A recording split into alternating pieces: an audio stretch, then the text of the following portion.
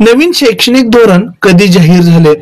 Option आहेत 2018, option बी 2019, option C 2020, option D 2021. बरोबर उत्तर आहे ऑप्शन सी 2020. राष्ट्रीय शैक्षणिक धोरण 2020 मध्ये कोणती शैक्षणिक रचना प्रस्तावित आहे? Option A 10+2, option B 5+3+3+4, option C 8+4, option D 6+4+2. बरोबर उत्तर आहे ऑप्शन बी 5+3+3+4. NEP 2020 नुसार शिक्षणाचे मुख्य माध्यम कोणते असावे असे सांगितले आहे? ऑप्शन ए इंग्रजी, ऑप्शन बी हिंदी, ऑप्शन सी मातृभाषा प्रादेशिक भाषा, ऑप्शन डी संस्कृत. बरोबर उत्तर आहे ऑप्शन सी मातृभाषा प्रादेशिक भाषा.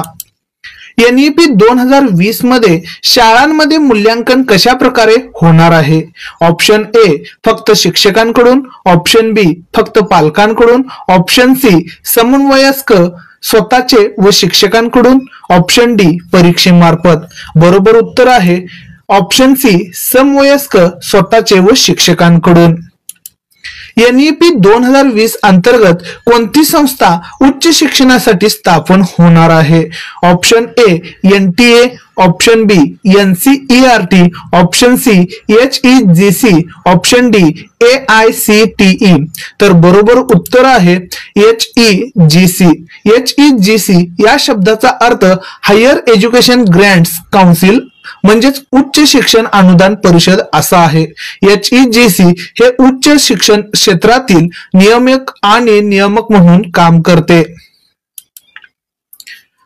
NEP 2020 नुसार कोणत्या वयोगटासाठी पूर्व प्राथमिक शिक्षण आवश्यक आहे? ऑप्शन आहेत ऑप्शन ए 3 ते 6 वर्ष, ऑप्शन बी 6 ते 10 वर्ष, ऑप्शन सी 10 ते 14 वर्ष, ऑप्शन डी 14 ते 18 वर्ष. बरोबर उत्तर आहे ऑप्शन ए 3 ते 6 वर्ष. NEP 2020 अंतर्गत कोणती नवीन परीक्षा घेतली जाणार आहे? ऑप्शन आहेत option A UPSC, option B NCF, option C NTA द्वारा common entrance test, option D CET. बरोबर उत्तर आहे NTA द्वारा कॉमन एंट्रन्स टेस्ट.